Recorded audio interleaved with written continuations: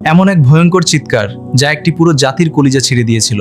আপনি কি জানেন কোন অপরাধে আল্লাহ এক জাতিকে পৃথিবী থেকে নিশ্চিহ্ন করে দিয়েছিলেন? এই কাহিনী হলো হযরত শোয়েব আলাইহিস সালামের সময়ের। আল্লাহ তাকে মাদিয়ান জাতির কাছে নবী হিসেবে পাঠিয়েছিলেন। এই জাতির মানুষ ব্যবসা বাণিজ্যে অত্যন্ত দক্ষ ও ধনী ছিল, কিন্তু তাদের প্রাচুর্যের আড়ালে ছিল বড় কিছু অপরাধ। তারা ওজনে কম দিত এবং ব্যবসায় মানুষকে ঠকাতো। শুধু তাই নয়, তারা রাস্তা আটকে মানুষের মালামাল লুটতরাজ ও ডাকাতি করত। হযরত শোয়েব আলাইহিস সালাম তাদের বারবার সতর্ক করে বলেন, আল্লাহকে ভয় করো এবং মানুষের উপর জুলুম বন্ধ করো।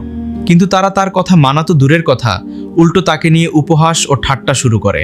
আর যখন তারা আল্লাহর অবাধ্যতায় সীমা ছাড়িয়ে গেল, তখন নেমে এলো চূড়ান্ত গজব।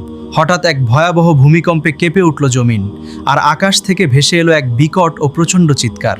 সেই শব্দে মুহূর্তের মধ্যেই পুরো মাদিয়ান জাতি মাটির সাথে মিশে গেল।